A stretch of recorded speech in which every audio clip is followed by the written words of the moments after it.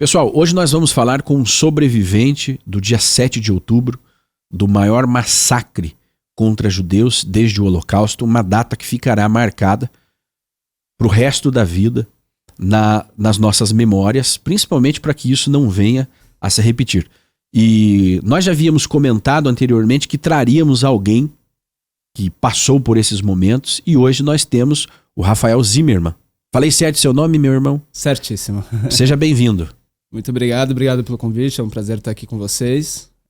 Contar um pouco da minha experiência, do que foi, como eu cheguei em Israel e de novo, acho que é importante estar aqui para que as pessoas saibam o que aconteceu naquele dia.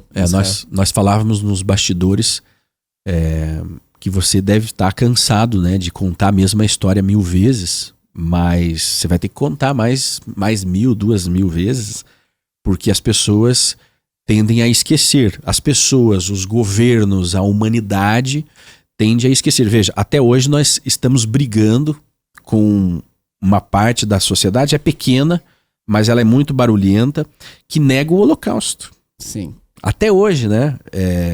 E não existem falta de provas, muito pelo contrário, nós temos imagens, nós temos vídeos, nós temos os livros de história, nós temos sobreviventes.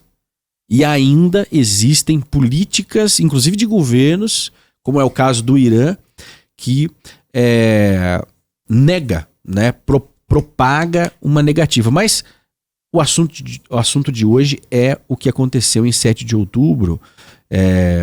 E aí, eu acredito que começou a tua jornada um pouco antes, né, do dia 7 de outubro. E é interessante para nós sabermos o que você estava fazendo lá em Israel. E aí como ocorreu, né? E será que ocorreu mesmo? É claro que ocorreu e você vai contar para todo mundo.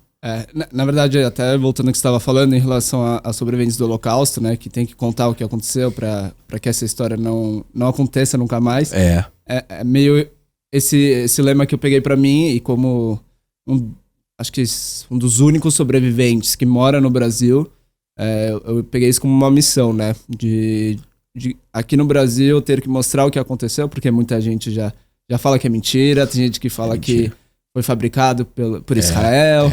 E nas minhas palestras, quando eu falo minha história, eu tenho que mostrar imagens, vídeos que eu tenho, da minha história, inclusive. Que você fez? Não, que fizeram das pessoas que estavam ao redor, inclusive tem imagem minha. Caramba. E aí acaba sendo uma prova do que aconteceu. Mas é muito curioso porque os próprios terroristas gravaram, né? Tinha mais brasileiros lá, né? Mais 2? Comigo mais 2. Mas E que foram sequestrados também, né? Sequestrado foi um só. Um só. Que um só, já é muito, né? Na verdade. Pois é. Mas ele não tava na festa.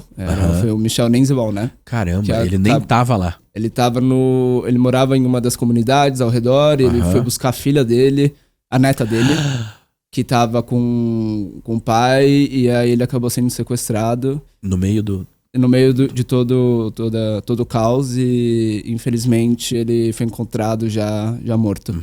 Então, graças a Deus ele não foi sequestrado. Eu acho que... Eu me pergunto se o que era melhor, estar sequestrado ou estar morto, né? Mas isso é uma pergunta que graças a Deus eu não tenho uma resposta. A experiência humana, né, compartilhada. Estamos fazendo a cobertura desde o início do ataque do Hamas de 7 de outubro de 2023, mas nada como trazer o relato de quem tem o olhar de enfrentamento dos ataques, né, que são civis, né, que são os soldados.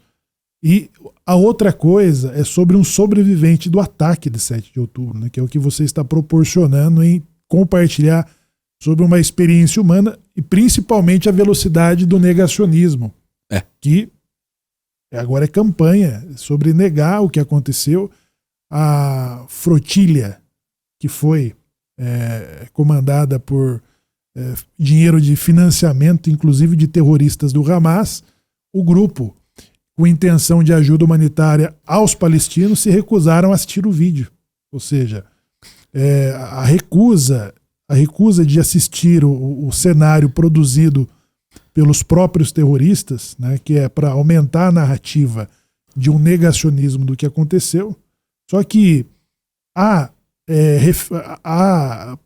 reféns que estão no cativeiro na faixa de Gaza e há reféns da desinformação.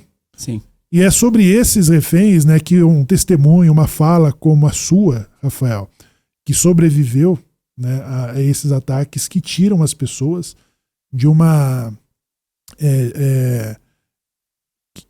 zona de isenção, né, uma zona de isenção e o que nós chamamos de massa de manipulação, né, ou seja, um combate mesmo à desinformação. A importância, né, da sua fala, né?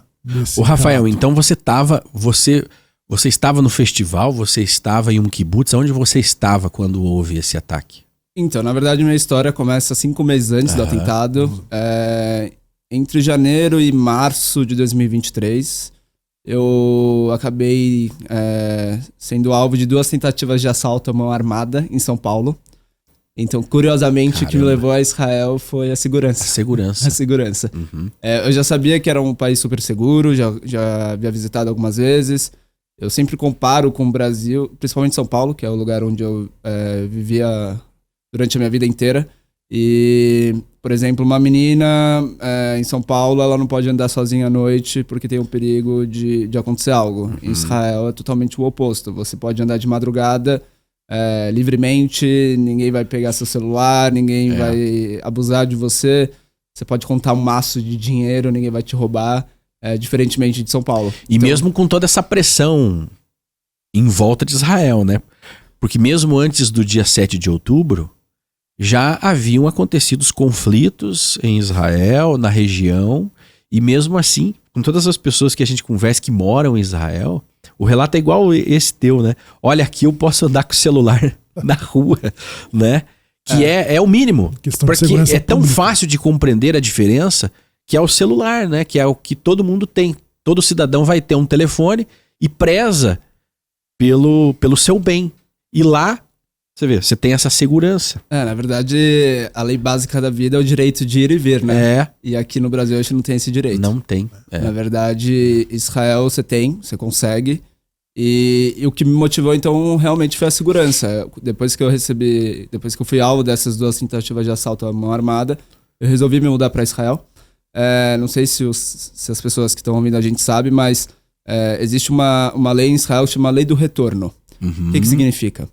No Holocausto, na época do Holocausto, Hitler pegava os judeus que eram considerados judeus até a 4ª geração. Então vamos dizer que você não se considerava judeu, mas seu avô fosse judeu, seja de pai ou mãe. Você também era levado aos campos de concentração.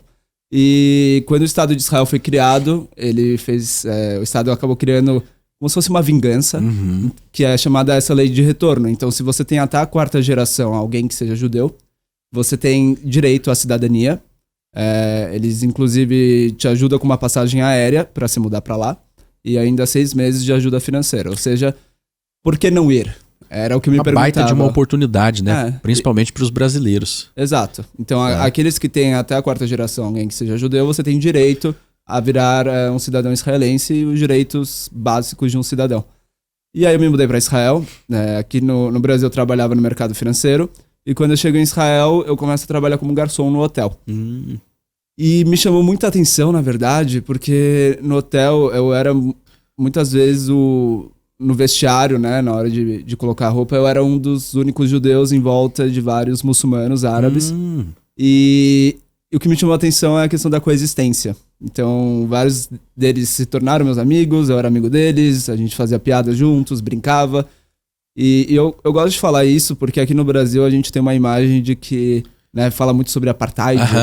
E, na verdade, você vê que isso não acontece em Israel. É a principal bandeira. Uma das principais bandeiras. Uma das principais bandeiras contra Israel é dizer que há um regime de apartheid lá, onde árabes não têm direitos.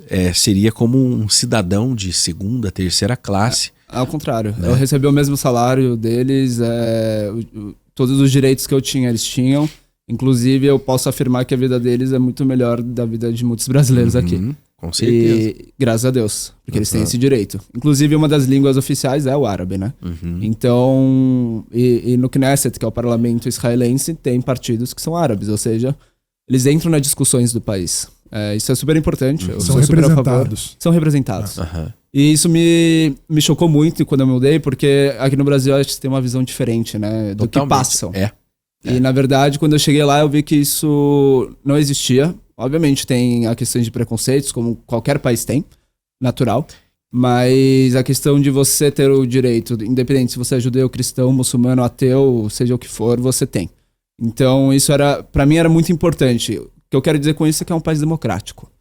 Que único no Oriente Médio. O único do Oriente Médio. Inclusive, o único país que tem uma parada LGBTQIA+, e do Oriente Médio, e é uma das maiores do mundo. E protegida, né? Protegida pelo Estado. Pelo Estado. Então você pode criticar o governo, você tem direito a protestos. Inclusive, quando eu cheguei lá, era normal todo sábado ter protestos contra o governo. E assim, independente se você é a favor ou não, a questão é o direito de protestar. Então você tem esse direito. Então eu me sentia muito confortável, porque além da segurança, eu me sentia num país como se fosse um país ocidental, em que eu tinha direito de opinião, em que eu tinha direito de fazer o que eu quisesse e de ser quem eu sou. Então isso era muito importante pra mim. E aí eu tava conhecendo muita gente, tava fazendo muitos amigos, até que em julho de 2023, 2 meses depois, mais ou menos, que eu cheguei lá em Israel, eu conheci um outro brasileiro, chamado Hanani Glaser, de Porto Alegre, natural de Porto Alegre. Ele morava lá há 6 anos. É um menino sensacional, fora da curva, ele sabia 6 línguas, ele tinha 21 anos na época. E ele me comentou que ia ter um festival de música eletrônica em Israel, que seria uma festa brasileira, inclusive. Pouca gente sabe disso. Pois é, aqui a notícia que chegou, a notícia mais, assim, rápida, é que tinha o pai do Alok lá no meio. Inclusive a imprensa noticiou primeiro isso. O pai do Alok estava a princípio um tiroteio, um atentado lá, e aí depois que as informações foram chegando. Na verdade a gente não tinha informações, né? Aqui no Brasil não tinha as informações. Não tinha. E um dos primeiros vídeos que saiu foi o próprio Alok gravando, chorando, super com medo de tudo que estava acontecendo com o pai dele. E o pai dele era o organizador da festa. Aqui no Brasil se chama Universo Paralelo, que acontece, se não me engano, a cada 2 anos, na Bahia. É uma festa que já existe há 20 anos. Olha só. E eu já tinha ido nessa festa aqui no Brasil, então eu tinha conhecimento sobre essa festa. Agora imagina, você é um brasileiro, do outro lado do mundo em Israel, você ouve que vai ter essa festa. Eu gosto desse tipo de festa. E eu falei, por que não ir? Seria ótimo. Eu nunca tinha ido nesse tipo de festa em Israel. Porque essas festas são na natureza, não é igual uma festa fechada. Por exemplo, em Tel Aviv, que é um centro urbano bem forte, de várias festas. Seria em um lugar afastado, na natureza. Então, isso chama muita atenção. E aí então, na verdade, o que me levou a essa festa inicialmente era o fato de ser uma festa brasileira. E aí eu fui convidado pelo Hanani para ir para essa festa. E aí a gente ficou um tempo sem conversar. E uma semana antes da festa, o Hanani me chamou para uma rede social. Ele falou, Rafa, comprei um ingresso, eu vou com a minha namorada. A namorada dele na época era a Rafaela Treichmann. Inclusive ela morou aqui em Curitiba, antes de ir para Israel. E ele falou, a gente vai pra essa festa, eu e ela, você quer ir com a gente? Ele me convidou pra ir com eles. Todos esses brasileiros judeus. Judeus, o Hanani, não sei se ele se considerava judeu, a Rafaela sim, mas era curioso porque o Hanani, pouca gente sabe disso inclusive, ele pretendia voltar ao Brasil 2 meses depois. Então, ele morava lá há 6 anos já, então ele já tinha essa vivência, já sabia como era ser israelense. Ele era israelense, ele também, o pai dele ser judeu, ele tinha esse direito à cidadania. E ele serviu no exército, inclusive. Aí, que legal. Porque ele se mudou muito novo, se mudou com 19 anos, 18, então ele acabou fazendo exército. E aí, ele me comentou 3 pontos bem importantes. Primeiro, a localização da festa se dava só 1 hora antes. Ou seja, a gente não sabia exatamente onde era a festa. Seria? Exatamente. Caramba. Segundo, Israel é um país judeu. Ou seja, quando chega a sexta-feira à noite, é o Shabat, né? Então, ao anoitecer, não tem transporte público. Você não tem como chegar em outra cidade, se locomover. a menos que você tenha um carro ou que você ande de táxi. E terceiro ponto, a gente não tinha um carro. Então, como que a gente iria fazer, né? Sem saber aonde era, como programar o Uber, por exemplo. E a questão do horário é de praxe com a segurança de Israel? Isso também é nos outros festivais? Na verdade, eu acho que é uma questão de mística, né? De deixar o festival mais interessante. E eu acho que também tem sim a questão de segurança, tá? E aí, quando ele falou isso, eu falei, então, o que você acha que a gente deve fazer? Qual que é a programação? Ele falou, eu descobri que a festa vai ser ao sul de Tel Aviv. Então imagina que você tá aqui em Curitiba e você sabe que não é ao norte de Curitiba, né, no estado do Paraná, mas você sabe que é mais ao sul. Ao sul. Então você fala assim, vamos nos encontrar numa cidade e de lá, quando chegar a localização, a gente decide. Então a gente se encontrou em Beersheba, que é mais ao sul de Tel Aviv, 1 hora mais ou menos de Tel Aviv. Eu fui de ônibus, ele foi com a Rafaela de ônibus, a gente se encontrou lá. E eu costumo falar que se eu soubesse o que aconteceria no dia seguinte, eu não diria que aquele dia foi tão perfeito. Por quê? Porque a gente fez um piquenique, o Hanan, ele tocava violão, cantava, então ele fez isso. A gente foi pra casa de um amigo dele que morava nessa cidade. A gente comeu a comida favorita do Hanan, foi assim, um dia maravilhoso. A gente falou sobre a vida, foi um dia intenso, foi um dia gostoso. E eu não conhecia a Rafaela, e eu conheci ela naquele dia. Então a gente se conectou muito forte naquele dia, um dia anterior. E 10 da noite, de 6 de outubro, a gente recebe a localização. E quando eu vi a localização, eu vi que era muito próximo da faixa de Gaza. Era muito próximo mesmo. E eu já tinha ido algumas vezes a Israel, mas eu nunca tinha chegado tão perto da faixa de Gaza. E eu morava lá somente há 5 meses. Então eu questionei o Hanan, eu falei, tá tudo bem a gente ir pra lá? É tranquilo, é seguro? E ele me tranquilizou. Ele falou, Rafa, eu já fui em festa nesse mesmo local. Não teve problema nenhum. Não tem problema. A gente tá dentro de um lugar seguro. Inclusive bem vigiado, né? Teoricamente. E... Então ele me deixou bem tranquilo pra gente ir pra lá. Então a gente pegou um táxi, eu, a Rafaela e o Hanani. A gente foi até o local da festa, que dava mais ou menos 30 minutos, 40 minutos da onde a gente estava, em Beersheba. E quando a gente chega na festa, era uma festa que começava meia-noite, de sexta pra sábado, e até sábado, 4 da tarde, 16 horas de festa, tá? Qual que é a ideia? A ideia é que você leve uma barraca, que você tenha suprimentos, que você tenha uma mochila com uma troca de roupa. E eu costumo falar que a gente foi despreparado. A gente levou uma mochila cada um, água, mas a gente não levou uma barraca. Não tinha um nosso ponto de encontro. A gente conheceu uns brasileiros na festa. Na fila da festa mesmo. E esses brasileiros, eles acolheram a gente e falaram, a gente tem as nossas barracas aqui, então a barraca deles se tornaram as nossas e era o nosso ponto de encontro. Muito curioso, porque era uma festa que pregava muito a questão de paz e amor. Caramba, meu. Você começa a olhar os paradoxos, né, nessa história. Você sai do Brasil porque se sentia inseguro. E olha onde você foi parar, né? Exato. E aí esses paradoxos do... Era um evento grande. 3 mil pessoas. 3 mil pessoas. Era. Bem grande. O espaço, né? O espaço físico era... Era grande. Eram 3 palcos. Então, DJs do mundo inteiro. Vários DJs brasileiros, inclusive. Era uma festa que pregava muito a questão de paz e amor, de coexistência. Então você via pessoas de... todos os aspectos, todos os lugares do mundo, de todas as religiões, era bem legal isso, então... Provavelmente muitos árabes. Muitos. E então eu me senti muito bem lá. Era uma festa que tava sendo muito legal. Então a gente deixou as nossas mochilas nessa barraca, a gente foi aproveitar a festa. Até que um certo momento eu me separei da Rafaela e do Hanani. E os dois foram ver alguns quadros, umas pinturas que tinham no meio da festa. Então era bem legal porque além da festa... Uma exposição. Então, que nem eu falei, como é uma festa sobre paz, sobre amor, então você tem pontos de comida, pontos de descanso, pontos em que você tem pinturas que você pode apreciar. Então era bem legal. E aí, 6h29 da manhã de sábado, exatamente esse horário, 7 de outubro, eu tava sozinho na frente do palco, de um dos palcos, dançando, do palco principal, no caso, na frente da caixa de som.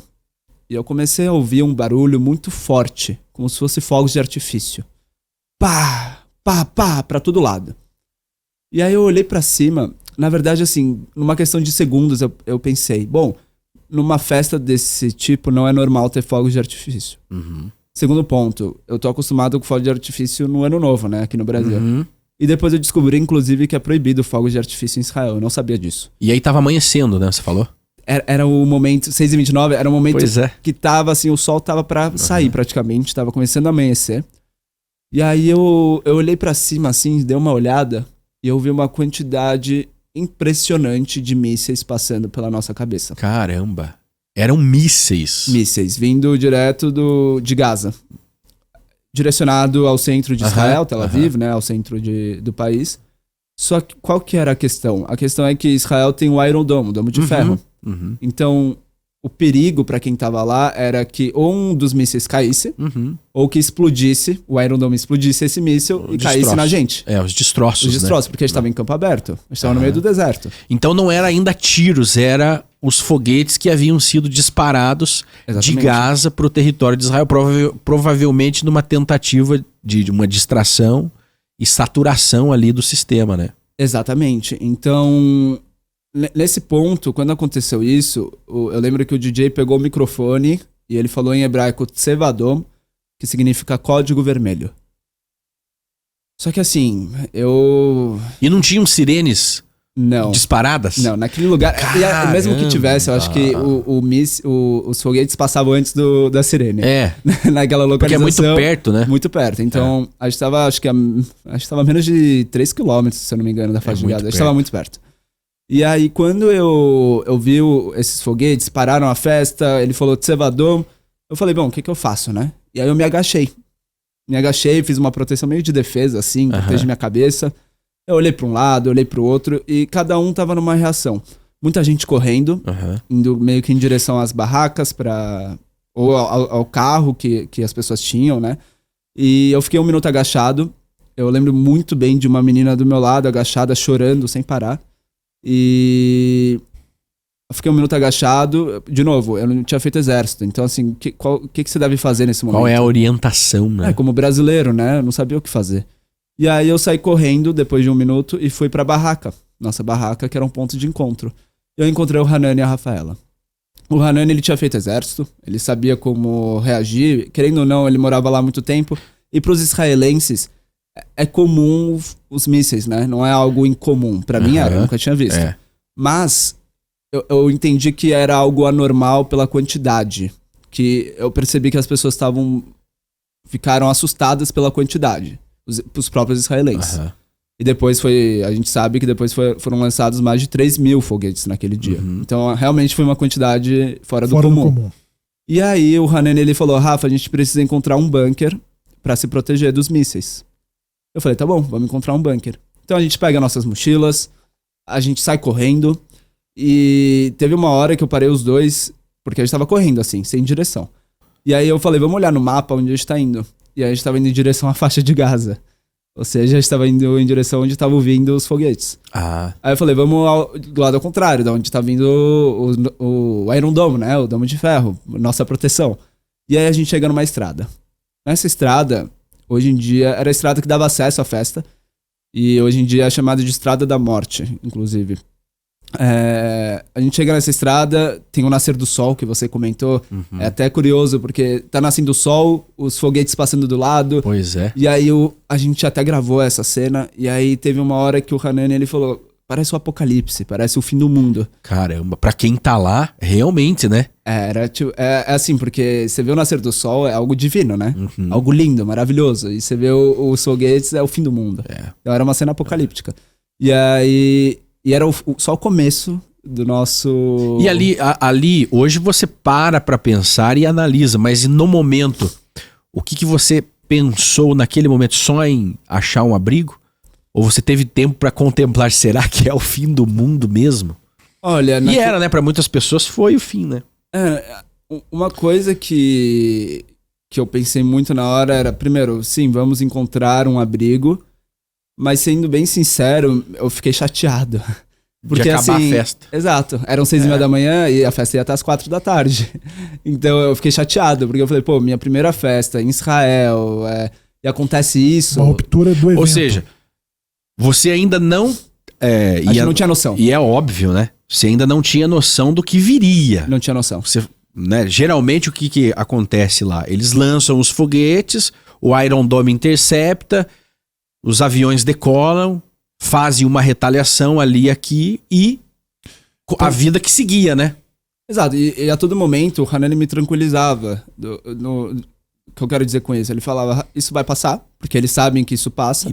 Porque o Domo de Ferro vem, explode, igual você falou, então isso vai passar. A gente tem um sistema de defesa muito bom. Diferentemente do Hamas, que acabou criando métodos somente de ataque, não de defesa para os seus civis, cidadãos, né? Para os seus cidadãos, Israel criou sistemas de defesas compatíveis para que a população ficasse um pouco mais tranquila. Ou seja, ninguém imaginava a invasão que estava prestes a acontecer com milhares de terroristas, né? Ninguém tinha ideia. Eu não tinha ideia. Aquela cena do festival que os jovens correm para todos os lados, né? Que está tendo ali uma invasão aérea. Né? Os parapentes, né? Eles estão ali. Então eu não vi isso. Eu saí antes. Você saiu antes. Pelo que você está contando, realmente foi bem antes da invasão. Exato, foi questão de minutos depois que começou o ataque de foguetes. Então, tanto é que assim, a gente chega nessa estrada, como eu havia falado... A estrada da morte. A gente não tinha ido de carro. Então, o que a gente começa a fazer? A gente começa a pedir carona. A gente levanta a mão, que é algo, inclusive, comum em Israel. Pedir carona. Pedir carona, porque aqui no Brasil é tão perigoso que você não pode pedir uma carona. Mas em Israel é algo super comum. E aí, a gente começa a levantar a mão pedindo carona, um carro para, e pela vestimenta do casal, foi um casal que parou o carro, eu percebi, eles estavam na festa. Então, eles pararam o carro, cena de filme, a gente entra no carro acelerado, a porta aberta ainda, eles acelerando o carro. E se eu não me engano, o Hanani tinha visto no mapa que tinha um bunker bem próximo à festa. O que acontece? Como lá é muito próximo da faixa de Gaza, o Estado de Israel acabou criando vários bunkers ao longo dessa estrada, em ponto de ônibus mesmo. Assim. São bunkers públicos. São bunkers públicos. Então a ideia, vamos dizer que começa um ataque de míssil, de foguete, você tem pouco tempo para entrar num bunker. Então...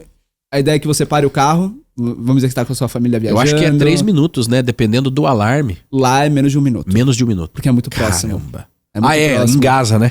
Nesse caso, menos de 1 minuto. Menos de 1 minuto. Caramba, meu. Então a gente pegou essa carona, eles deixaram a gente num bunker que era... Eu cronometrei depois, quando eu voltei para Israel. Dá menos de 2 minutos da festa. Muito próximo. E a gente foi os primeiros a entrar nesse bunker. E quando eu entrei... Eu nunca tinha entrado no bunker. É muito diferente do que a gente vê em filme, que são aqueles bunkers subterrâneos, com uma porta blindada, em que você realmente tá muito protegido. Como são bunkers que a ideia... De novo, nunca teve um ataque dessa magnitude, nunca houve terroristas que entraram desse jeito em Israel. Não era um bunker para proteger de uma invasão, mas sim de um destroço. De um míssil. Alguma coisa assim. E aí, quando a gente entra nesse bunker... era uma casinha de cimento, num ponto de ônibus. Eu diria que cabia lá umas 15 pessoas, confortável assim. Meio desconfortável, mas ok, 15 pessoas. Bem pequeno, muito pequeno mesmo. E não era subterrâneo, era na mesma altura assim do chão, nível da rua. Do nível da rua. E não tinha porta. Não tinha porta. Então era um vão que você entrava e você estava dentro de um lugar que teoricamente era seguro. E era sim seguro para foguetes. Então, se caísse um foguete lá, a gente estaria protegido. E a gente foi os primeiros a entrar. Uma coisa que me chamou muita atenção, eu sou uma pessoa muito de energia, né? E eu lembro que quando eu entrei lá, a primeira coisa que eu vi foi uma carcaça de um pássaro.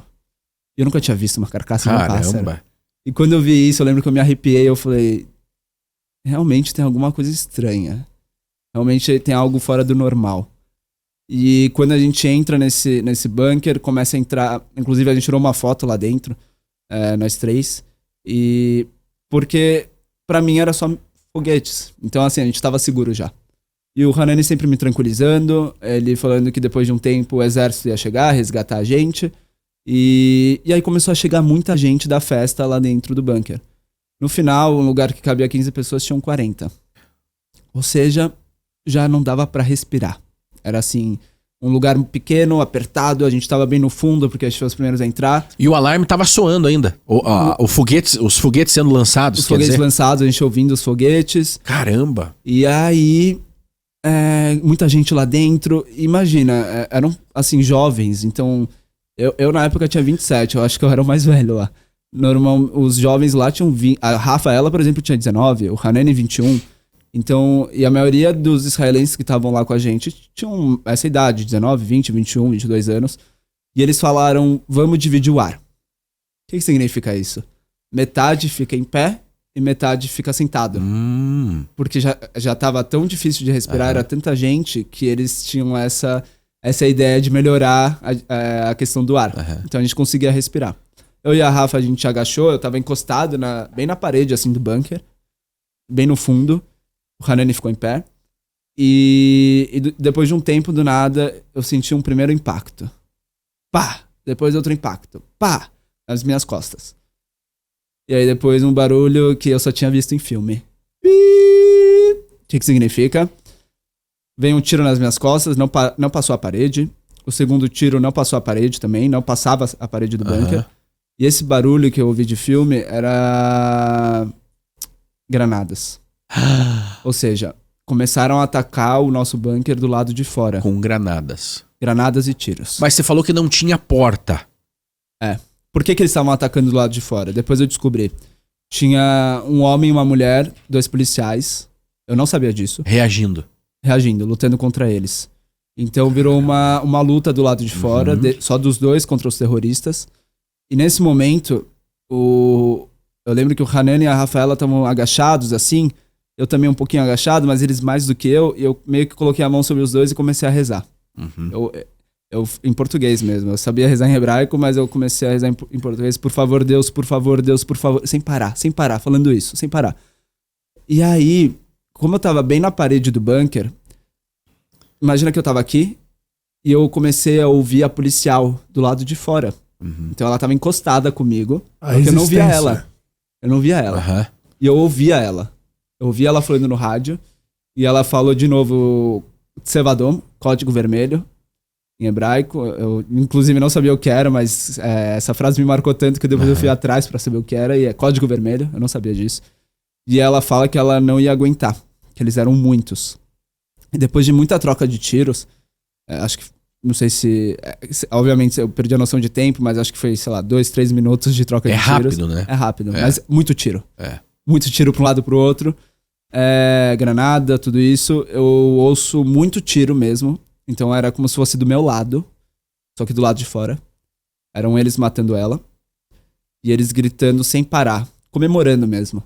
Allahu Akbar, Allahu Akbar, Allahu Akbar, sem parar. Eu sabia o que significava Allahu Akbar. Eu sabia que quando terroristas cometiam atentados, quando homem-bomba, que seja, eles gritavam isso. E eu costumo falar que é muito curioso, né? Porque eu tava rezando pra Deus e eles vieram me matar em nome de Deus. É como que é a distinção, né? Como o oposto, assim. Eu rezando pela minha vida e eles vindo tirar minha vida em nome de Deus. E nesse momento, quando eu vi o Allahu Akbar, eu entendi que era o meu fim. Todos nós, dentro do bunker, entendemos que era o nosso fim. As pessoas da frente começaram a tentar ir pra trás. Virou uma loucura dentro do bunker, virou um caos. Uma menina que tava na minha frente, ela entrou em colapso, assim, pela situação, obviamente. E ela me mordeu aqui na minha costela. Ela mordeu com tanta força. Ela fincou a boca inteira, assim, todos os dentes. Que ela arrancou minha carne. E, inclusive, eu tenho a cicatriz até hoje dessa mordida. É o pânico. Foi o pânico. Assim, ela entrou em colapso. Eu, de alguma forma, eu mantive minha sanidade naquele momento. Eu não sei como, sendo bem sincero, mas eu mantive. Eu entendi, na verdade, que era a minha hora. A gente tem um conceito... Você teve tempo de pensar nisso? Eu só tive Chegou a minha hora. Foi a única coisa... Caramba! Foi a única coisa que eu pensei, existe um conceito no judaísmo que chama tchuvá, né? Que é quando você se arrepende pelas atitudes e tudo que você fez na sua vida. E você se arrepende e muda, né? Pra melhorar. Tchuvá é o retorno, né? É o retorno, né? Se for traduzir, retorno. E eu diria que eu fiz minha tchuvá naquele momento. Eu falei com Deus, eu falei, eu tô pronto pra ir, eu entendi que era o meu momento. E eu de uma certa forma, me tranquilizei. Eu falei, tá bom, essa é a minha hora, chegou a minha hora. Desculpa por tudo. Eu pedi desculpas pra Deus. Falei, desculpa por tudo que eu fiz de errado. E eu fechei os olhos. Então, eu fiquei... Só que o que aconteceu, né? A primeira coisa que os terroristas fizeram, na verdade, até chegar esse momento da minha tchuvá, do meu arrependimento sobre tudo que eu fiz, os terroristas jogaram gás lá dentro. Então, como não tinha porta, eles tinham livre acesso. Então, a primeira coisa que eles fizeram foi jogar um gás lá dentro. Em 30 segundos, eu lembro que eu coloquei a mão na minha garganta, eu tentava puxar o ar, eu não conseguia respirar. Tudo ardia, meu corpo inteiro ardia. E, curiosamente, a primeira cena, assim, automaticamente, veio na minha cabeça a cena de um judeu esquelético indo pra câmara de gás. Eu ia morrer igual um judeu no Holocausto. O espaço. Caramba, né? Um espaço confinado. Um espaço confinado, cheio de gente sendo sufocado com gás. E aí eu costumo dizer que talvez eu fui essa pessoa numa outra vida, sabe? E eu tava passando por isso de novo. Não sei, né? Quem sou eu pra falar isso?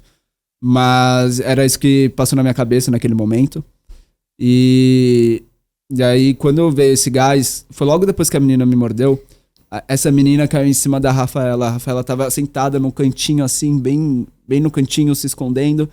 E a Rafa começou a gritar. Eu tô morrendo, sem parar. Porque era o gás, mas a menina em cima, ela não conseguia respirar de jeito nenhum. Eu também não, mas assim, de alguma forma eu ainda tinha um pouco de ar. E eu e o Hanani, a gente tentou tirar a menina de cima da Rafa. E a gente não conseguiu. Imagina a força que ela tava fazendo pra sobreviver. Porque assim, imagina, 2 homens tentando tirar uma menina e não conseguiram. Foi uma força sobrenatural que ela fez. E quando aconteceu isso, logo depois, eu olhei a cara do Hanani. Ele fez uma cara de desespero. Do tipo, perdi o controle. Perdi o controle. Eu preciso reagir de alguma forma. E aí ele começa a passar um mar de gente, assim, atravessando as pessoas que estavam na nossa frente. E ele vai quase na entrada do bunker.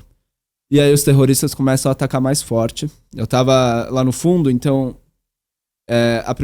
logo depois do gás, o que eles fizeram foi jogar granadas lá dentro.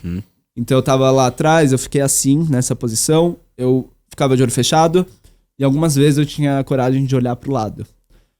E aí eu via as granadas entrando. Eu lembro muito bem de um menino pegando a granada e jogando de volta. Eu lembro disso. Mas foram muitas granadas. Eu lembro dos israelenses gritando sem parar em hebraico, Rimon, Rimon, que significa granada. E que de alguma forma se proteja, sabe? Mas não tinha como se proteger. Eram granadas que soltavam estilhaços. Ou seja, se te atingia, você morria. Mas quem tava em volta era atingida por estilhaços. Então eu era atingido por esses estilhaços, porque eu tava mais ao fundo. Eu lembro de bater os estilhaços em mim, né? A dor física. Mas eu costumo falar que você saber que você vai morrer é uma dor tão forte que a dor física, ela não é maior que essa dor. E aí uma das vezes que eu olhei pro lado, eu vi o Hanani sendo atingido pela granada. Não sei se foi uma granada ou um tiro. Eu não posso te afirmar isso. Mas ele foi atingido e agonizando de dor. E aí, depois de muitas granadas, muitos tiros, do nada eu desmaiei. Eu mudei de posição várias vezes. Eu tava no canto, do nada eu tava de ponta cabeça em cima de alguém. Uma hora eu lembro que eu tava... Eu meio que... Você perde a noção, né? Então, uma hora eu lembro de um menino gritando, a gente fez exército, vamos reagir. Só que não tinha como reagir. Não tinha reação. Não tinha ninguém armado ali. Era como se a gente fosse ratos dentro da gaiola. Exatamente isso. E eu lembro muito bem deles rindo. Eles tinham muito prazer com isso. Eles riam. Era uma brincadeira pra eles. Quem saía do bunker era morto na hora. Então eu falei comigo mesmo que eu só saio daqui morto. Eu não ia sair de lá. Eu coloquei isso pra mim. E eu sabia que eu ia morrer. Tipo, não tem saída. Não tem o que você fazer. E aí do nada eu desmaiei. E quando eu acordei embaixo de vários corpos. E pessoas em cima de mim já mortas. E eu embaixo delas. É muito curioso como o meu corpo ele reagiu automaticamente. E eu acordei fingindo de morto. Ou seja, eu acordei sabendo o que estava acontecendo. Você ficou consciente? Mesmo inconsciente. Mesmo inconsciente. E aí eu acordei fingindo de morto. Caramba. O corpo esticado, assim, em posição de morto mesmo. E sem respirar. Eu não conseguia respirar, porque gás, granadas, tiros, o cheiro lá dentro, tudo, não dava pra respirar. E tinha uma fumaça que entrava lá dentro. E aí eu tirei meu tênis, porque eu sentia muita dor na perna, muita dor, porque eu fiquei prensado, né, entre os corpos, muito tempo. E aí eu tirei meu tênis pra, de alguma forma, sentir um alívio, e não tinha um alívio nenhum. E aí eu vou pra cima desses corpos e começo a rastejar de costas, meio que fingindo de morto ainda, nessa posição. E indo em direção à entrada, porque eu precisava respirar. Só respirar. Eu não tinha ar. E aí quando eu tô indo em direção à entrada, uma das cenas que eu lembro bem assim, é que eu tava indo em direção à entrada e do nada, eu de olho fechado, eu começo a ver um celular. O brilho dele, eu via de olho fechado. Uhum. E ele vibrando. Eu ouvia a vibração dele. Em meio aos gemidos de algumas pessoas de dor. O barulho de tiros e granadas já tinha parado quando você começou a se mexer? Não. Ainda tava? Tava, só que não lá. Já era em outro lugar? Era em volta. E eu não sabia. Eu não sabia. Você achou que era ali? Eu não tinha ideia do que estava acontecendo lá você fora. Você tava lá dentro, né? Nenhuma voz amiga. E o celular tocando, ele pode chamar a atenção de um terrorista, né? Foi exatamente isso que eu pensei. E automaticamente eu peguei esse celular e joguei na parede.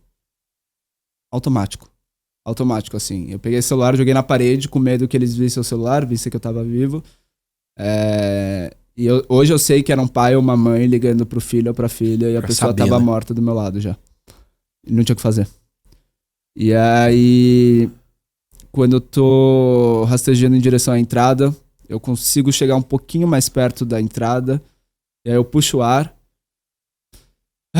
E na hora que eu solto, eu faço xixi. Mas era um xixi de alívio. Do tipo... meu corpo relaxou, sabe? Você tá vivo.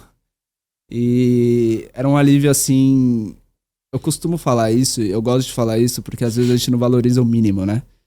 Que é tá vivo.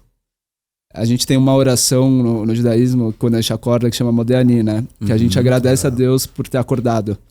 Porque muitas vezes você pode, infelizmente, não acordar. E o que significa isso? É o básico da vida, é estar respirando. Então, às vezes a gente tem muitos problemas na vida, às vezes a gente tem muitas questões, mas a gente esquece de agradecer pelo básico, que é estar respirando. E aí, nesse momento que eu respirei, eu fiz esse xixi de alívio, né? Estou vivo, graças a Deus. Tipo, meu corpo sentiu isso. E eu continuei fingindo de morto. Até que do nada, entrou um homem dentro do bunker, começou a gritar. E aí eu não entendi se era hebraico, se era árabe. Não entendi, né? Você perde total a noção do que tá acontecendo. E aí, eu olhei pra ele, eu abri o olho. E aí eu olhei pra ele, ele tava vestido como um civil. Ou seja, não era alguém que estava com a roupa do exército ou da polícia, não era como se fosse um amigo, né? Pra mim ele era um terrorista. E quando eu olhei pra ele, ele me viu. E aí eu me levantei. Então eu fui pra mão dele, do tipo, eu vou morrer agora. Ele me viu, não tem o que fazer. Ele vai me fuzilar fora. E aí eu saio mancando, assim, não sei como que eu saí de lá, assim. Me levantei, não sei nem como eu consegui me levantar. E quando eu tô saindo do bunker, pra mim vem uma das piores cenas, assim, de tudo. Que é bem na entrada, eles fizeram uma fogueira. Eles pegaram pessoas que estavam comigo e colocaram fogo nelas. Muitas delas vivas, né? Eles fizeram, isso é sabido, que eles fizeram isso com várias pessoas, que eles colocaram fogo nessas pessoas vivas, tanto da festa quanto das comunidades, dos kibbutzim. E eles fizeram isso com os jovens que estavam lá. E então quando eu tô saindo do bunker, bem na porta, bem na entrada, tinha essas pessoas pegando fogo, já mortas, todas elas mortas, mas pegando fogo. Uma pilha de corpos, assim, tamanho de uma fogueira. E a fumaça desses corpos pegando fogo entrava dentro do bunker. Então, que a fumaça inicial que você disse que entrava a todo momento ali. Né? Era as pessoas pegando fogo. Meu Deus. Então, imagina o cheiro que era lá dentro. Imagina além da pólvora, das granadas, tiro, que é um cheiro muito forte, a escuridão que tava lá dentro. E eu tinha perdido noção se era dia, se era noite, né? Não tinha ideia eu não sabia se eu tava lá há 20 horas ou há 1 hora. Você perde total noção. Você viveu mesmo um dia do Holocausto, né? Porque... eu costumo falar que eu vi... Que eu passei o que os judeus passaram no Holocausto anos, eu passei durante quase 5 horas. Tudo isso já tinha durado ali. Eu ia perguntar mesmo a tua noção de tempo de sair de frente ao palco e colocar o rosto pra fora do bunker. Quando eu saio do bunker, eu dou a volta nessa fogueira e aí eu vi tava muito quente. O sol já tava muito quente. Então já era dia, diferentemente quando eu entrei no bunker, ainda tava amanhecendo, então ainda tava escuro, meio que começando a clarear, e quando eu saio já é dia assim, e muito sol. E aí eu dou a volta nessa fogueira e eu dou de cara com 6 policiais. E nesse momento, por que eu sabia, eu lembro que tinha os tiros? Porque quando eu saí, ainda tinha muito tiro. Então não era lá, não era no bunker, mas eu ouvia os tiros. E eu dei a volta nessa fogueira, eu sentei do lado de fora do bunker, eu sentei assim, encostei. E eu me olhava assim, e eu não acreditava. Eu não acreditava. Tô vivo. Eu tô vivo. Eu não acredito. Eu me olhava pra ver se eu tava inteiro. Porque eu costumo falar que o milagre não é só estar vivo, o milagre é estar inteiro. Tá inteiro, né? Inteiro, não perder nada. E aí quando eu sento do lado de fora, eu me olho assim, já tinha um menino que tinha saído. E depois de mim saiu a Rafa. A Rafa começou a gritar o nome do Hanani desesperada. Ela sobreviveu. Eu tava me perguntando agora se ela teria sobrevivido. Ela sobreviveu. E aí ela começa a gritar o nome desesperado do Hanani. O Hanani morreu, o Hanani morreu. E eu olhei pra ela de uma forma bem, bem fria, até porque acho que o momento pedia isso. E eu olhei pra ela e falei, Rafa, não sei como que a gente tá aqui. Porque o normal, nesse caso, é ter morrido. O normal não é estar vivo. A gente faz parte de uma porcentagem pequena que sobreviveu. Só pra vocês terem ideia, né? Muita gente deve se questionar. E esse menino que entrou dentro do bunker, né? Que veio resgatar a gente. Quem que era ele? É isso. Ele também tava no bunker com a gente, no começo. Antes de tudo acontecer, do tiroteio, tudo. Só que antes do tiroteio, ele saiu pra fazer xixi. E aí quando começou esse tiroteio, esse ataque do lado de fora, quando começaram essa luta contra os policiais, ele se escondeu numa vala e ele viu tudo acontecer. Ele viu uma menina ser pega do bunker e ser abusada do lado de fora. Ele viu a fogueira ser feita, ele viu tudo acontecer. Eu tenho meus traumas, eu sei o que eu vivi, mas eu não imagino o que é pra ele ter visto tudo isso e ter que ficar quieto, não poder gritar. Realmente lembro muito o Holocausto, porque muitos se falam de pessoas que não podiam reagir, né? E aí ele, depois que os terroristas saíram de perto, tinha um carro da polícia passando, ele parou o carro da polícia, quase mataram ele, achando que ele era terrorista. Ele conseguiu se identificar, ele pediu para esses policiais entrarem dentro do bunker, e os policiais não entraram. Eles falaram, a gente não vai entrar por 2 motivos. Primeiro, que o cheiro é insuportável, tá todo mundo morto aí dentro, não tem o que fazer. E segundo, que a gente tem que pegar os terroristas. Porque é como se assim, já foi, aqui já era. Então a gente tem que pegar eles para evitar mais mortes. Só que ele conseguiu convencer os policiais a ficarem do lado de fora, protegendo o bunker. E ele que entrou lá dentro e foi tirando um por um que tava vivo. E no final, junto com ele, das 40 pessoas sobreviveram 9. 9 sobreviventes. 9 desse bunker. E um dos meninos que tava no meu bunker foi sequestrado. Então com ele 10, só que ele voltou já. Graças a Deus voltou vivo. Então ele era o 10º, então das 40, 10 sobreviveram. E aí os policiais levaram a gente pra um terreno pra ficar embaixo de um carro esperando o reforço, porque eles eram poucos, 6 só. Assim, eu não tinha ideia do que estava acontecendo, né? Eu não sabia que tinham entrado quase 2.000 terroristas no país e estavam fazendo a bárbara que estavam fazendo. Eles entraram na festa, como vocês falaram, de paraglide. E eu vi alguns vídeos, eles matando, eles abusaram das meninas que estavam lá, decapitaram muitas pessoas. Fizeram, assim, uma bárbara. E eu só fui entender quando eu cheguei no hospital, em Beersheba. E, curiosamente, era a cidade que a gente se encontrou antes, né? Como eu tinha falado. Pra se reunir pra chegar na festa. Pra chegar na festa, era o hospital daquela cidade que eu fui. E aí lá, quando eu cheguei no hospital, que eu entendi o que estava acontecendo. Por quê? Porque a Rafa, ela desmaiava e acordava. Ou seja, ela foi colocada numa maca dentro da ambulância. Choque, né? Em choque. Uma menina de 19 anos. E eu fiquei acordado o tempo inteiro depois que eu saí. Porque como a Rafa saiu de lá viva, na minha cabeça eu preciso cuidar dela. Então eu fiquei o tempo inteiro atento. Eu só queria sair de lá. A Rafa queria voltar pro bunker pra procurar o Hanani. E eu não deixei. Porque eu sabia o que ela ia ver. E eu não queria que ela voltasse. Então eles colocaram a gente dentro do carro da polícia. Eu, a Rafa e mais 4 naquele momento. Só depois eu fui descobrir que tinham sobrevivido mais 3. E eu lembro de uma menina que... Aí eu acho que veio uma questão muito de resiliência e de apoio e de que eu não sei como em momentos terríveis a gente consegue se apoiar. Eu lembro de uma menina que chorava assim copiosamente dentro do carro da polícia. Era um carro fechado, ou seja, a gente não via do lado de fora. Não tinha janela. E tanto é que a Rafa, ela gritava pros policiais pra não fecharem a porta, porque a gente ficou o tempo inteiro fechado, sendo atacado, e eles colocaram a gente num lugar fechado. Eu entendo, por segurança, não tinha o que fazer. Não dava tempo, né? Não tinha tempo, tinha que jogar a gente no carro e ir embora. E essa menina chorava, e eu e a Rafa, com tudo que a gente passou, o que a gente tinha vivido, a gente deu a mão pra ela e falou, vai ficar tudo bem, calma. Eu não sei como que vem um momento de benevolência. Empatia. Uma empatia. Geralmente acaba, né? O instinto no momento de terror acaba. Né? A mocinha lá que perdeu o controle, ela sobreviveu ou ela morreu? Não, ela morreu. Que coisa. Morreu. A que me mordeu, né? Ela morreu. E aí no hospital, quando tiraram a Rafa, ela tava numa maca. Eu não, eu saí de lá mancando assim, porque eu achei que eu tinha quebrado minha perna. E eu achei muito curioso, porque quando eu tava entrando no hospital, ninguém veio me buscar. Não veio uma enfermeira, não veio um médico. E vários jornalistas na porta, vários pais procurando os filhos.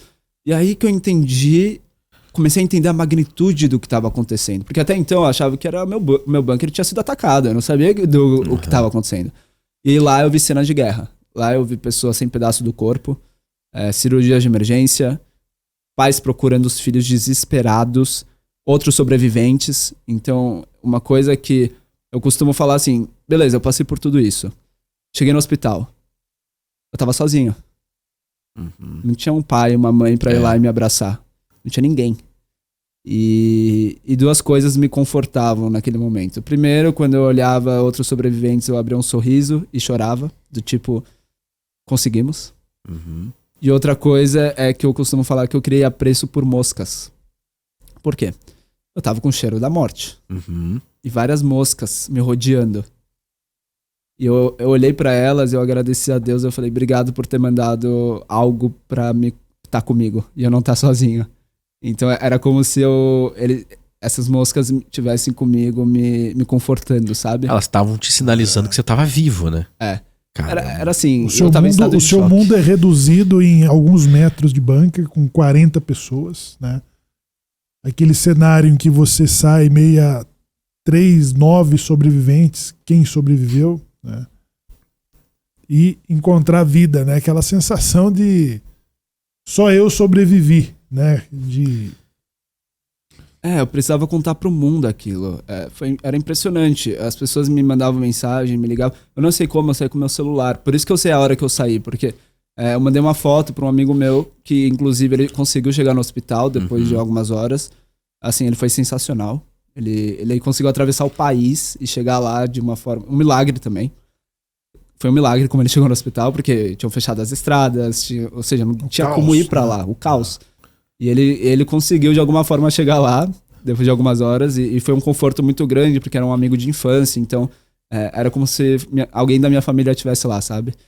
E eu lembro que quando eu ligava pra alguém eu chorava muito e eu contava tudo, e as pessoas falam depois pra mim que eu falava, né? Eu não sei como, eu tinha esse número na minha cabeça. Depois, oficialmente, falaram 40 pessoas. Mas eu já tinha a noção que eram 40 pessoas. Eu falava, tinham 40 pessoas, sobreviveram 6. Porque comigo e a Rafa, naquele momento, tinham saído mais 4. E eu tinha passado por isso. Inclusive, muita gente, naquele momento, falou, cara, será que é verdade? Será que não é? E, né, porque muita gente se questiona, é uma loucura você passar por isso. Ninguém imagina que isso realmente pode acontecer. Que, de novo, foi a primeira vez em Israel que aconteceu o que aconteceu. Nunca tinha acontecido na história. E então o que eu passei foi algo que na história nunca existiu. E mesmo com guerras e tudo mais, uma coisa é uma guerra entre exércitos. Uma coisa é civis sendo atacados. Massacre, né? Massacre que foi. E aí, desse hospital, fui transferido para outro hospital de helicóptero. E graças a Deus eu recebi alta no dia seguinte. Mas, de novo, eu precisava contar para o mundo a minha história. Então eu comecei a falar para jornais do Brasil inteiro. Comecei, inclusive, a sair no Fantástico no dia seguinte. Eu precisava falar. O que foi muito triste é que a gente não sabia o que tinha acontecido com o Hanani. Uhum. Então a gente ficou na esperança, eu e a Rafa, de que ele estivesse vivo. Sido sequestrado, ou que ele estivesse em algum hospital perdido, sabe? Inconsciente. Só que depois de 2 dias a gente recebeu a notícia de que o corpo dele tinha sido reconhecido. Por causa de uma tatuagem, porque senão não teria sido reconhecido de tão carbonizado que estava. Ele foi queimado. Foi queimado. Meu Deus. Ele estava na pilha, então, por lá de fora já. Eu não sei. Não tem como eu falar isso, mas... Ou se ele foi muito queimado por causa das granadas. Porque, imagina, várias granadas ali em cima, explosão. Então, eu não sei, eu não posso falar isso. E aí, o atentado foi no sábado. Segunda-feira foi reconhecido o corpo. E na quarta ele foi enterrado. Então, inclusive eu fui no enterro dele. E foi bem Vocês difícil. não ouviram mais, né? O último momento que você ouviu foi reagindo lá próximo à porta. Ele foi um herói. Ele foi um herói. De alguma forma, eu costumo falar que se eu aceitei que eu ia morrer e que era o meu momento e de todos lá, ele de alguma forma ele tentou reagir. E ele foi um herói, ele tentou reagir. E infelizmente não tinha como reagir naquela situação. Infelizmente. Mas ele foi um herói. Ele tentou proteger de alguma forma a gente. E foi um ato heróico. Desproporcional. E os seus pais, né? São Paulo, você estava sozinho em Israel. Isso. Qual foi o tempo de comunicação, né? E a que tempo que eles receberam aqui as notícias, sabendo que você estava participando desse evento? Então, eles não sabiam que eu estava na festa, né? Eles não tinham ideia que eu estava na festa. Bom, como eu disse, eu saí com o celular no bolso. Então, eu não sei como, porque eu perdi tudo. Eu lembro que eu tava de boné, perdi tênis, perdi... Não, assim, durante todo o evento eu não pensei em pegar meu celular. Muita gente questiona, né? Você não pensou em pegar o celular? Nem cogitei. E aí, quando eu saí e vi que eu tava com meu celular no bolso, eu tentei ligar pra minha mãe, mas assim, aqui no Brasil ainda era de madrugada. Então minha mãe não tava acordada. As pessoas, quando eu consegui falar com ela, foi depois de um tempo, foi na ambulância, se eu não me engano, ou no hospital. E eu só mandei uma mensagem pra ela falando: mãe, eu tô bem. Tá tudo bem, eu tô indo pro hospital, eu tô ferido, mas tá tudo bem.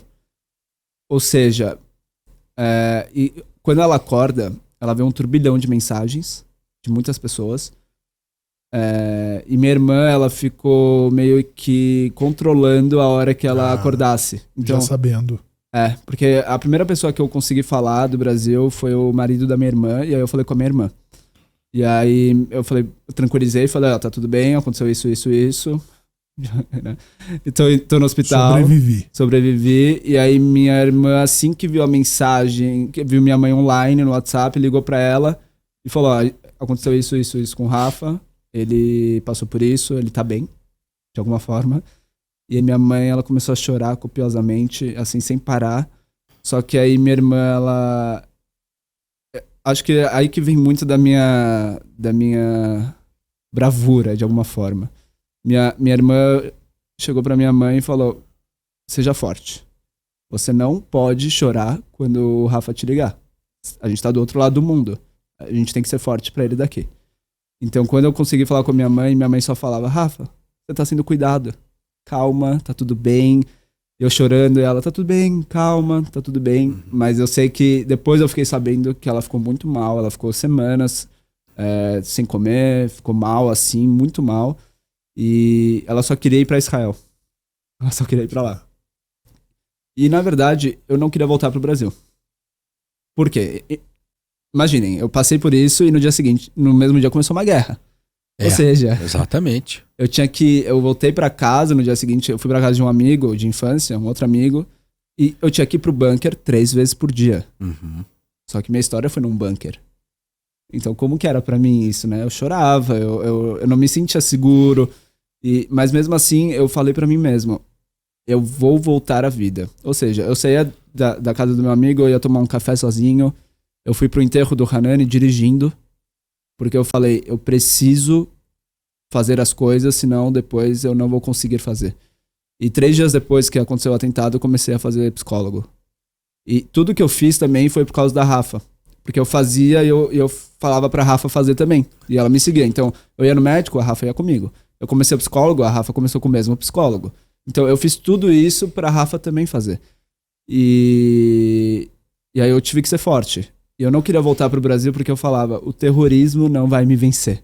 Uhum. Ou seja, não é só uma questão física. O terrorismo ele é uma questão psicológica, né? De acabar com a sua vida e de você não voltar a viver. E quando eu vou nas escolas dar palestra, eu falo muito sobre o bullying. Como, obviamente, cada um nas suas proporções, né? O bullying, ele quer acabar. Você não percebe, mas ele acaba com o seu psicológico. Uhum. E as pessoas não sabem disso. Então, quando uma pessoa comete um bullying, fala mal do outro, e querendo ou não, eles vieram me matar pelo que eu era. Uhum. Eles não perguntaram, qual a sua opinião sobre o que acontece aqui, qual que é a sua opinião sobre o Estado palestino. Eu lembro muito, no hotel, eu trabalhava com muitos árabes. Uhum. E eu me dava super bem com eles, coexistência, né? Uhum. Eu lembro muito bem que no meio do atentado, no bunker, eu pensava, se o Mohamed, meu melhor amigo, um dos meus melhores amigos no hotel, estivesse comigo, ele ia falar pra eles, o Rafa é gente boa, não mata ele. E aí depois eu fui falar com o Mohamed. Eu fui no hotel, voltei pro hotel, e eu falei isso pro Mohamed, ele chorava muito, né? Ele falou, Rafa, os terroristas, eles não perguntavam. Eles atiravam em quem tava na frente. Quem tivesse ali dentro. Inclusive vários muçulmanos árabes morreram. Então, é isso. Eles não...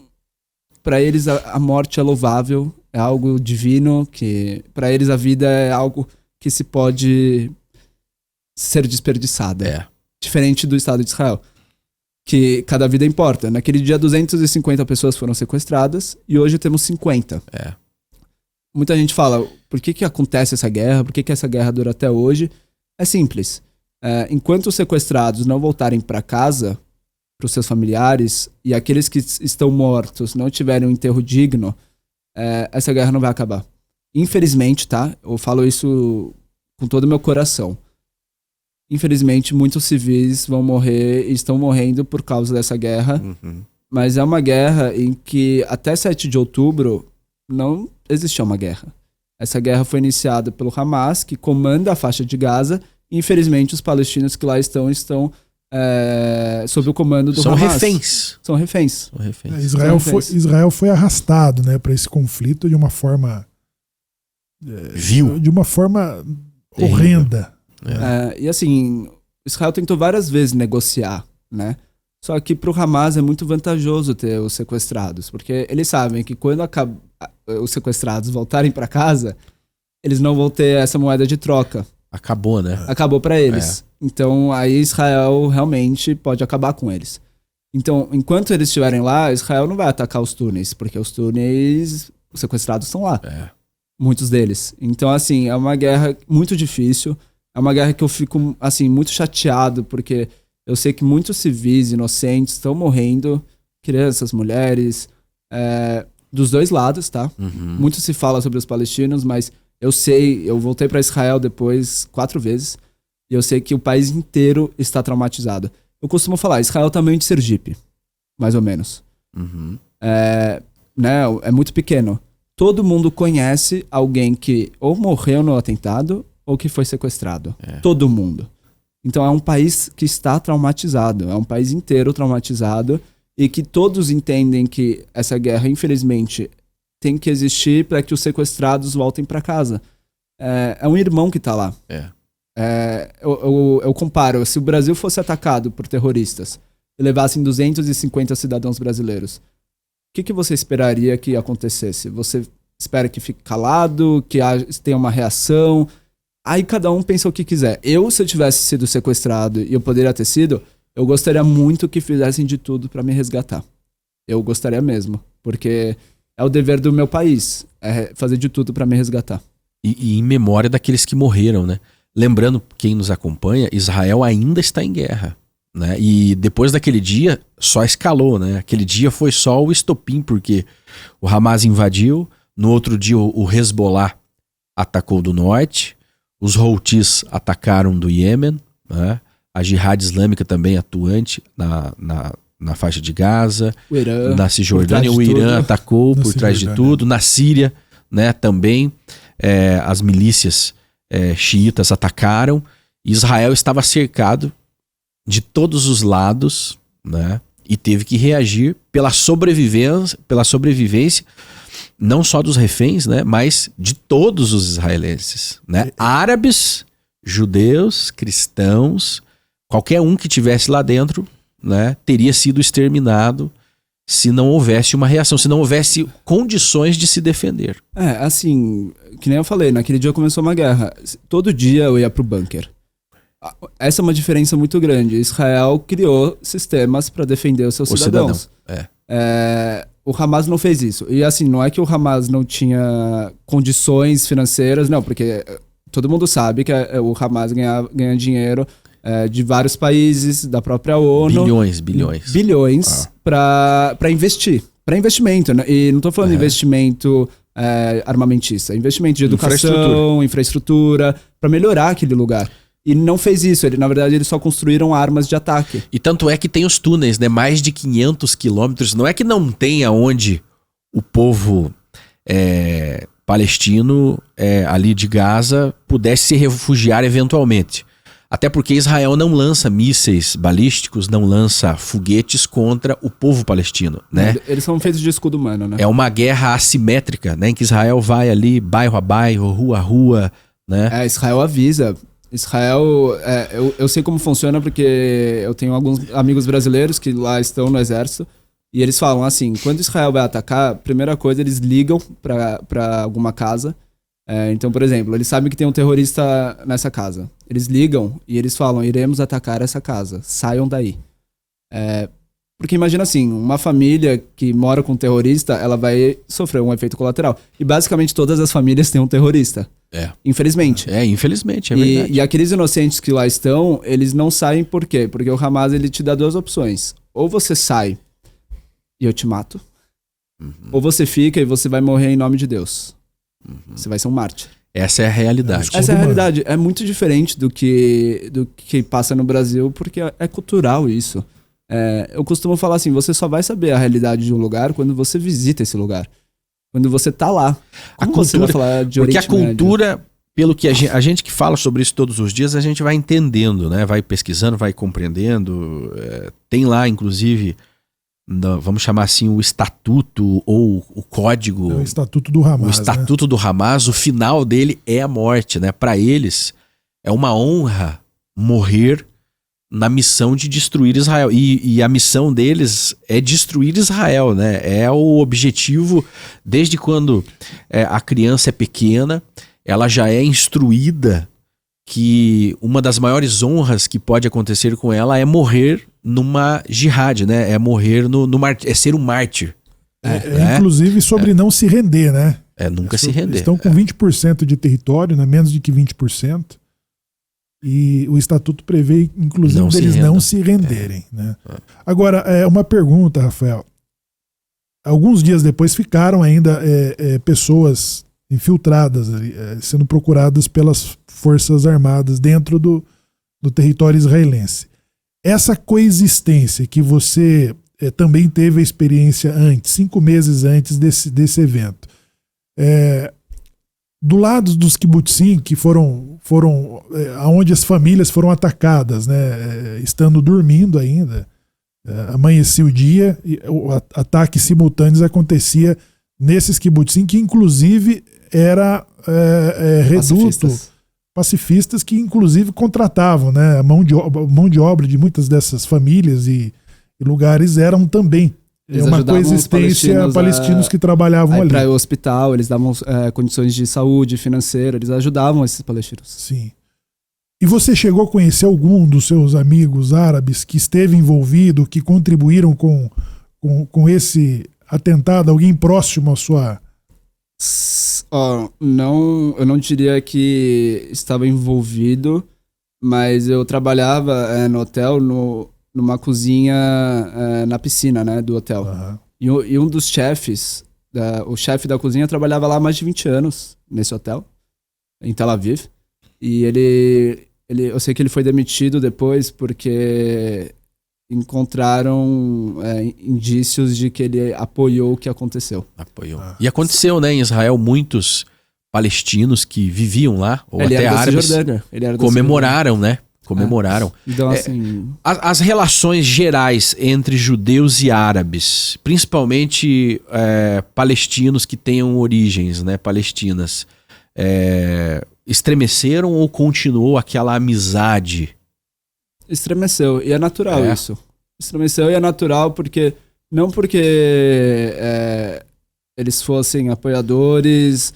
ou que coniventes com o que aconteceu, porque assim, da mesma forma que eu em Tel Aviv estava indo para um bunker, o Mohamed estava indo com os filhos dele pro bunker, o meu amigo, né, o salva-vidas, que eu trabalhava junto. Então assim, ele também estava sofrendo pela guerra. Só que se tornou uma questão de desconfiança muito grande, né? Cisma, né? Você não sabe quem é quem. Então assim, da mesma forma que ele pode ser meu amigo, talvez o tio dele, o primo dele, queira a minha morte. E é muito complicado isso. É uma questão que eu me sinto muito mal, porque é muito chato você ter desconfiança sobre alguém, mas é sobre um trauma. Uhum. Então, é que nem, por exemplo, em São Paulo tem uma questão que acontece muito, que quebra um vidro do carro para roubar o celular. E aí eu tenho um amigo, por exemplo, que aconteceu isso. E ele anda com o vidro fechado com medo. Porque é o trauma dele. Agora, o trauma do país, infelizmente, foi esse. Então não é uma questão de ódio, não é uma questão de raiva, que alguns podem ter, não tô falando que não, mas é uma questão traumática. É uma questão de você anda na rua, você não sabe quem é quem. Isso é muito difícil, isso é muito complicado. Eu sentia que as pessoas andavam desconfiadas de quem é quem. Então, porque quem atacou não foram os cristãos, não foram os judeus, foram árabes muçulmanos, e que assim, é uma parcela muito pequena, tá? Sim. Eu não tô falando que todo muçulmano é xiita, e isso é islamofobia. Não posso generalizar. E igual eu não gosto que generalizem que todo judeu é de um tipo. Não, existe judeu de esquerda, existe judeu de direita, existe judeu ateu, existe judeu de todos os tipos. Todo tipo. Igual muçulmano. Mas com tudo que aconteceu, se tornou algo traumático. Então a desconfiança ela se tornou algo grande. Inclusive vários trabalhadores, infelizmente, perderam o emprego porque tinham esse medo, né? Não sabiam quem era quem. E, inclusive, vários tailandeses foram chamados para ir para Israel para trabalhar lá. Para trabalhar. Então, porque eram milhares, né, de palestinos que trabalhavam dentro de Israel. Mais de 30% da população é árabe. E, de novo, eles recebem todos os direitos igual um israelense. Mas era complicado na rua. Eu particularmente, eu fiquei muito traumatizado de ouvir árabe. Infelizmente, assim. Porque quando me atacaram, quando vieram me matar, eles falavam em árabe, né? Caramba. Então, é um sentimento que... Eu vou falar essa palavra porque é real. Eu odeio sentir isso. Eu não queria sentir isso. Mas é algo que eu não consigo racionalizar. É um trauma. É um trauma que eu tenho. Não, e é muito cedo ainda. A guerra não terminou ainda. Não. Né? Infelizmente, ela não terminou. Nós ainda estamos em guerra. Ainda está acontecendo, ainda é incerto, ainda tem uma missão toda em Gaza, né? Que não terminou esse dia. Esse dia não terminou para mais de 50 reféns, né? Os seus familiares, né? As pessoas no exército, as famílias perdendo entes queridos no exército, 7 de outubro, é uma guerra que não acaba. Inclusive, ontem ou antes de ontem teve protestos em Israel pela volta dos reféns e para que essa guerra acabe logo, porque assim... As pessoas têm que entender que o israelense não tá feliz com isso. O israelense não tá querendo a guerra. Ninguém, né? Não tem ninguém querendo a guerra. Não tem ninguém feliz. Imagina você sabendo que seu filho, sua esposa, seu marido tá indo pra guerra e tem a chance de não voltar. Assim, é um dever, tá? Todo mundo sente esse dever de ter que lutar pela existência, igual você falou, pela defesa, mas ninguém quer. Porque não é legal, não é engraçado. É triste estar em guerra, é triste você saber que pessoas inocentes estão morrendo. E o israelense não está feliz com isso. Deixa claro, as pessoas generalizam, as pessoas acham que o israelense quer destruir os palestinos. Não, é assim, um sentimento de quem morou lá, um sentimento de quem voltou para lá depois, durante a guerra 4 vezes, e um sentimento de quem tem amigos israelenses. O israelense não está feliz com isso. Não quer essa guerra. E esse resultado da insatisfação, que quem é que fica satisfeito com uma guerra? O Hamas, né? Para eles é maravilhoso. Para eles é maravilhoso. Eles venceram a guerra midiática. Exatamente. Eles venceram já. E aí, isso é verdade. O Israel foi derrotado e perde toda semana por uma mentira do Hamas. Eles aumentam os aliados. Mas apoio. A reação do israelense de perder o controle, de desistir, é exatamente o resultado que o Hamas espera, o Irã espera, é que o israelense comece a brigar entre si, né? Cidadãos contra o governo contra os militares.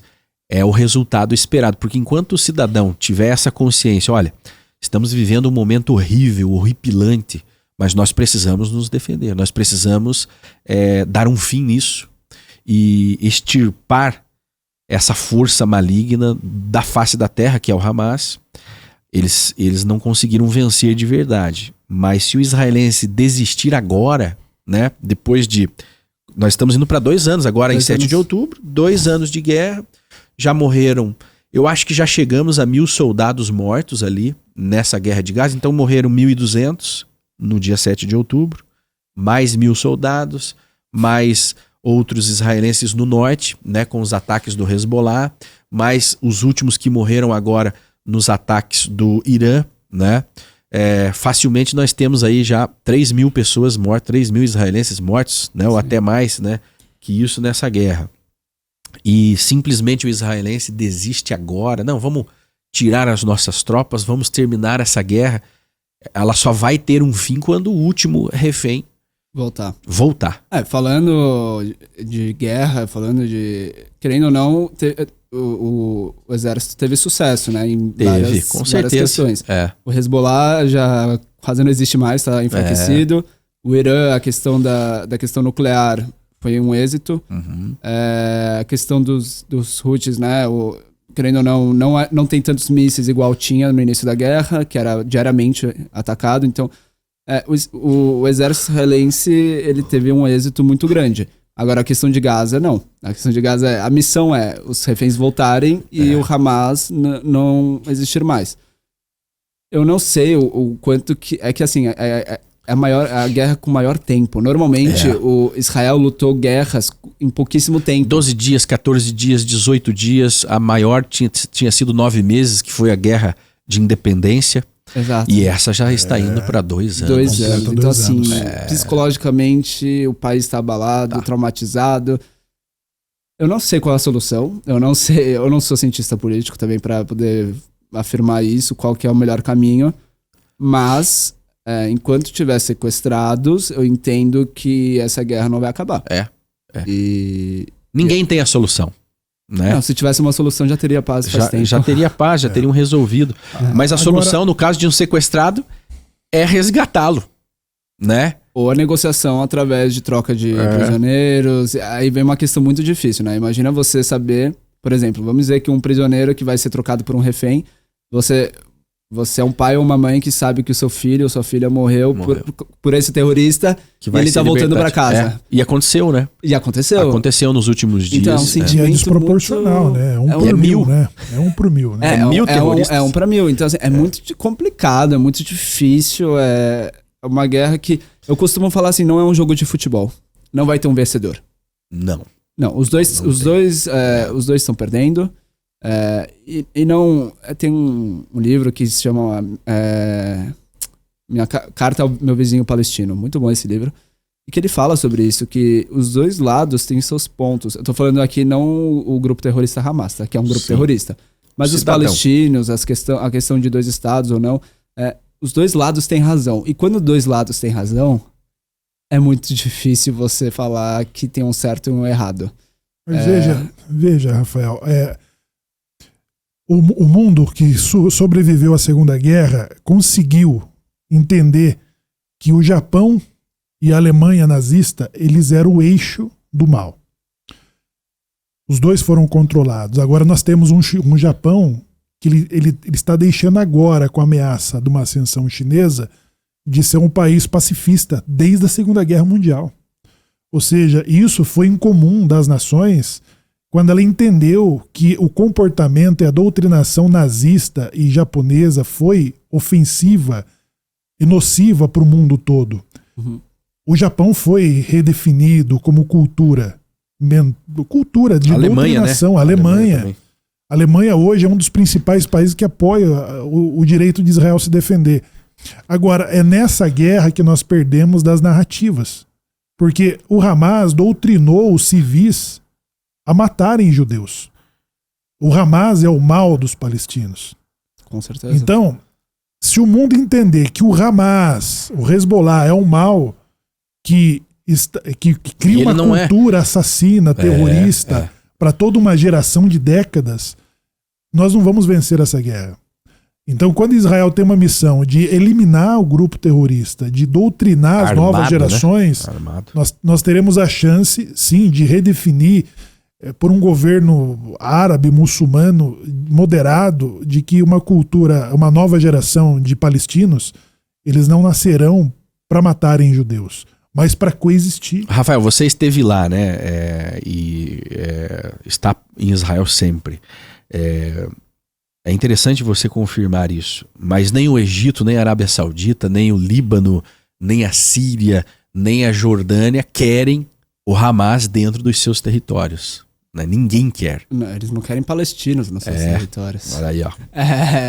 Isso é uma questão aí que aí... Israel que se vire, né?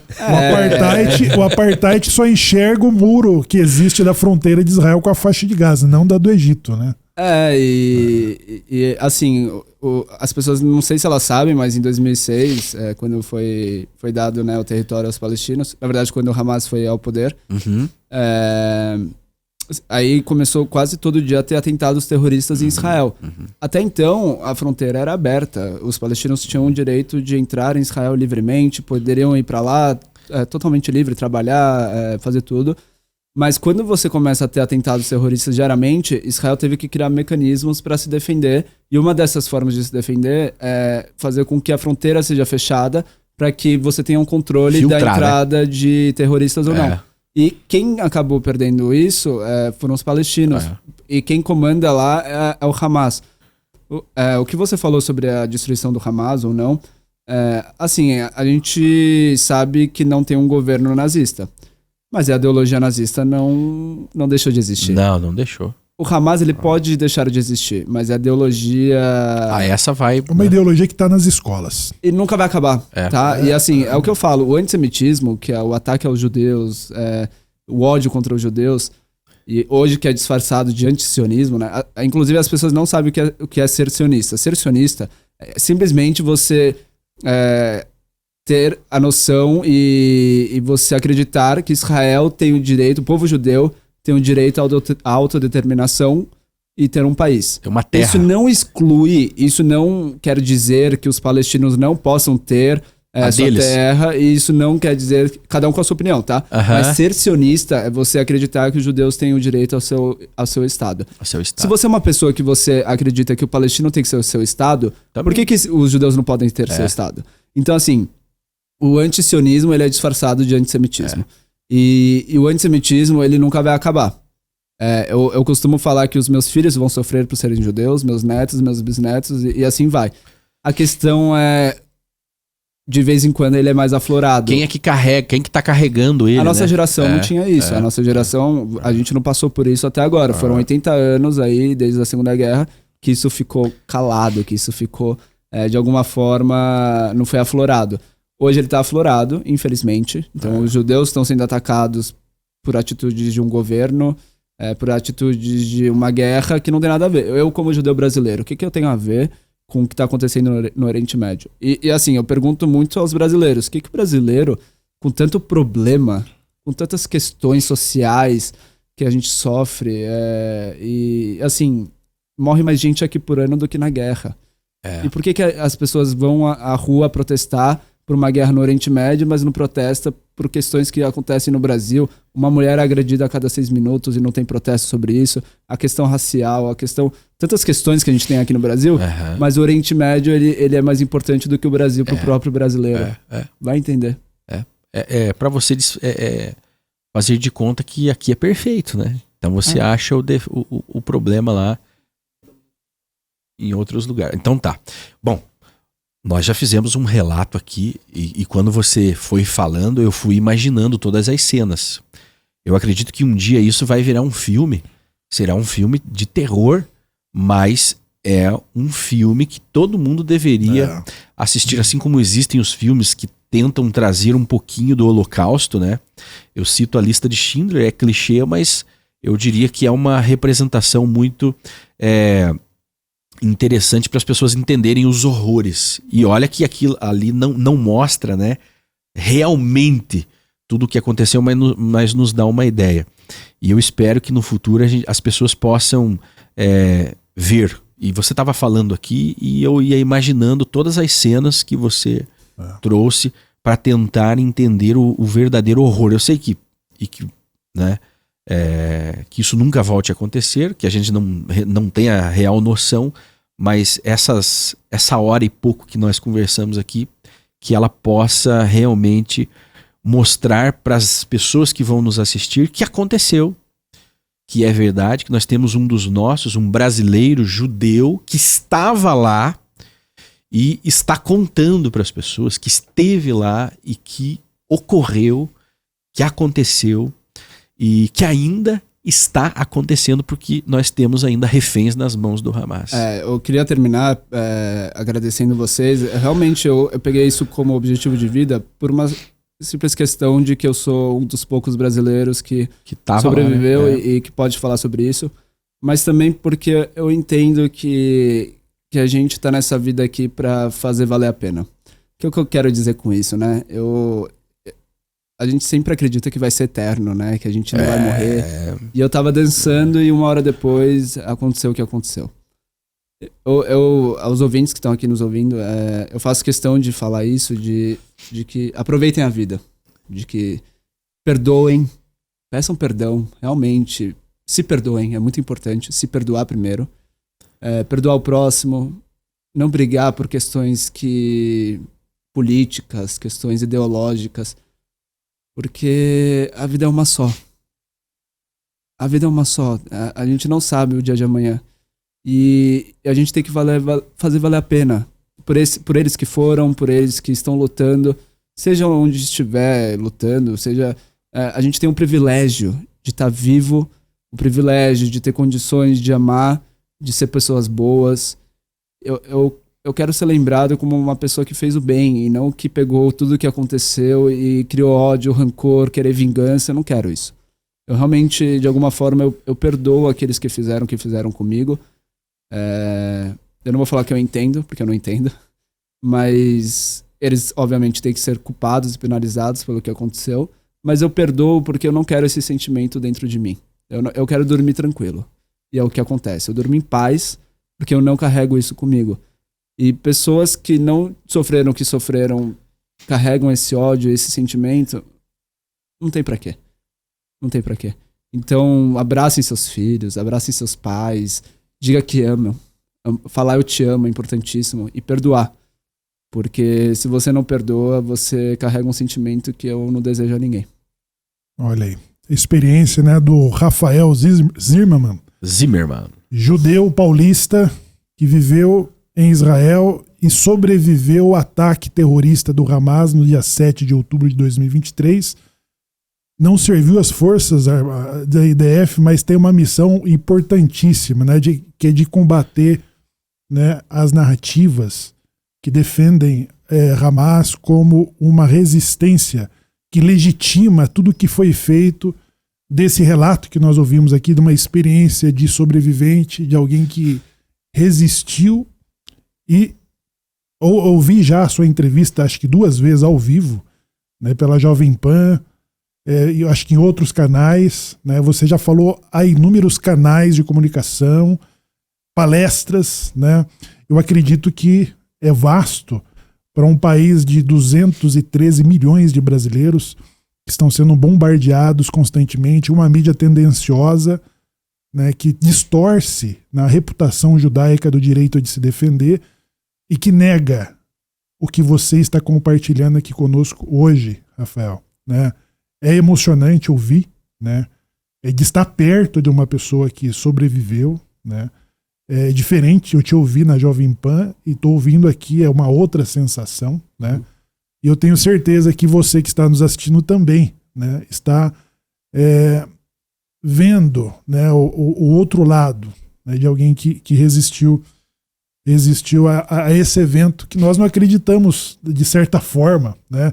Por isso que o negacionismo ele pode ganhar essa força. Está muito distante, né? É muito distante. E eu quero agradecer na minha fala ao Rafael, né, por estar aqui conosco nesse canal, o professor Gabriel, né, que está aqui gentilmente conduzindo em nome da comunidade judaica da Federação Israelita do Paraná, a quem também agradecemos na pessoa do presidente Alexandre, do Fernando, né, a toda a diretoria da Federação, da comunidade israelita do Paraná, uma comunidade pujante que tem um importante dever e traz uma agenda muito importante para o nosso estado. E finalizando também o agradecimento à Stand With Us Brasil, né? Que é a ONG que eu faço parte. Sim. E que deixar claro que o slogan da ONG é a educação é o caminho para a paz. Então, que nem você disse, essa missão, né? Minha missão não é armamentista, minha missão é dar voz e acreditar que a educação realmente pode atingir a paz. Então, é uma honra estar na Stand With Us Brasil e então aos ouvintes sigam, vão atrás e saber informar, porque a Stand With Us Brasil hoje se tornou um dos principais veículos de informação e de educação para que a gente saiba o que acontece realmente no Oriente Médio. Muito relevante. O nosso abraço, André. O André. Que tá em inclusive Israel, estão, né, abertos, né, os nossos canais aqui, o nosso podcast, entrevista para todas as falas, né, que vêm na direção de informar a população brasileira. Pessoal, escrevam aí, comentem, mandem recados aqui pro Rafael, perguntas, a gente encaminha, ele responde lá no Instagram, né? Você tá no Instagram, Rafael? Tô, Rafa Zimmerman. Rafa Zimmerman. Procurem lá, nós vamos compartilhar depois com vocês a fala dele, né? E os cortes de todo esse bate-papo, tá bom, pessoal? Um abraço. Tchau, tchau.